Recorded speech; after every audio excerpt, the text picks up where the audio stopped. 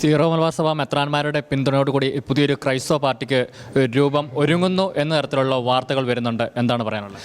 ഞാൻ നേരത്തെ പറഞ്ഞല്ലോ, ഈ സത്യം പോലെ തോന്നിക്കുന്ന ചില ഇംപ്രഷൻസ്. ഇപ്പം മെത്രാന്മാർക്കെല്ലാം ഒരു പാർട്ടിക്കാർ വന്ന് അവരെ വന്ന് ഈസ്റ്റർ വിഷ് ചെയ്യുന്നു, നല്ല കാര്യം. എല്ലാവരെയും നമ്മൾ സ്വീകരിക്കുന്നതാണ്. ഇന്നലെ വരെ മറ്റു പാർട്ടികളെയും ഞങ്ങൾ സ്വീകരിച്ചു, ഇന്ന് അവർ വന്നു, അവരെയും സ്വീകരിച്ചു. അതിനകത്ത് മറ്റു പാർട്ടിക്കാർ വന്നപ്പോൾ ഒരു കുഴപ്പമില്ല. പക്ഷേ ഒരു പ്രത്യേക പാർട്ടി വന്നു കഴിഞ്ഞാൽ ഞങ്ങളെല്ലാം ആ പാർട്ടിയിൽ പോയി എന്ന് പറഞ്ഞുകൊണ്ട് ഈ നമ്മളെ അനുകൂലിക്കുന്നു പറയുന്നവർ തന്നെയാണ് മെത്രാന്മാർക്കെതിരെ ഏറ്റവും കൂടുതൽ സംസാരിച്ചത്. അത് വളരെ വേദനാജനകമായ ഒരു കാര്യം തന്നെയാണ്. അങ്ങനെയൊക്കെ അത്രമാത്രം അവിശ്വാസം പിതാക്കന്മാരിൽ അവർ ക്രിയേറ്റ് ചെയ്തെടുത്തു എന്നുള്ളത്. ഇനി ക്രൈസ്തവ സഭയിലെ വ്യക്തികളുടെ മേലെല്ലാം വലിയ നിയന്ത്രണം പുലർത്തുന്ന ഒരു രീതിയൊന്നുമല്ല ഞങ്ങളുടേത്.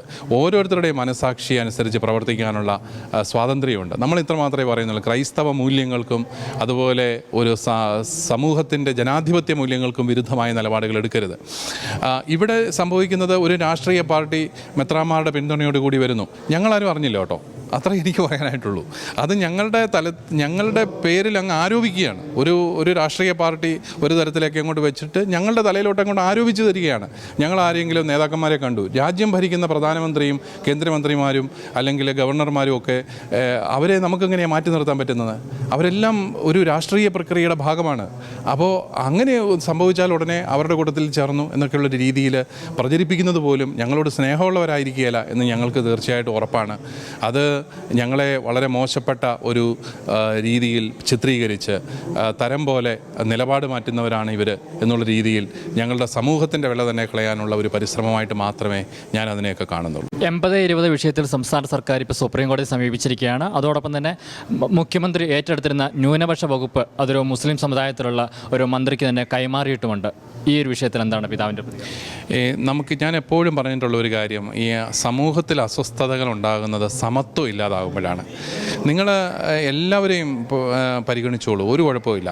എല്ലാ വിഭാഗക്കാരെയും ഈക്വലായിട്ടുള്ള ഓപ്പർച്യൂണിറ്റീസ്, അവസരങ്ങൾ കൊടുത്ത് അവരെ കൂടെ മുഖ്യധാരയിലേക്ക് കൊണ്ടുവരികയാണ് ചെയ്യേണ്ടത്. അല്ലാതെ ഒരു കൂട്ടരെ മാത്രം മാറ്റി മറ്റൊരു കൂട്ടർക്ക് അമിതമായിട്ടുള്ള ആനുകൂല്യങ്ങൾ കൊടുത്ത് അങ്ങനെ ഒരു വോട്ട് ബാങ്ക് ക്രിയേറ്റ് ചെയ്ത് ആ വോട്ട് ബാങ്ക് രാഷ്ട്രീയത്തിൽ നിന്ന് പുറത്തു കടന്നാൽ മാത്രമേ നമുക്കൊരു സമത്വസുന്ദരമായ ഒരു സമൂഹം മുന്നോട്ട് പോകത്തുള്ളൂ. അതല്ലെങ്കിൽ എപ്പോഴും അസ്വസ്ഥരെയും അസംതൃപ്തരെയും സൃഷ്ടിക്കുക, എന്നിട്ട് ഈ അസംതൃപ്തർ സർക്കാരിൻ്റെ പിന്നാലെ നടക്കുക, അവർക്കപ്പോൾ എന്തെങ്കിലുമൊക്കെ ഇട്ടുകൊടുക്കുക.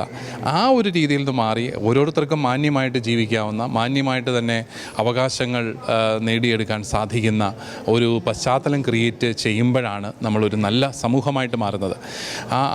ആ രീതിയിൽ മാത്രമേ ഉള്ളൂ. അല്ലാതെ ഏതെങ്കിലും ഒരു വിഭാഗത്തിന് ഗവൺമെൻറ് ആനുകൂല്യം കൊടുക്കുന്നതിനൊന്നും ഞങ്ങളാരും എതിരല്ല.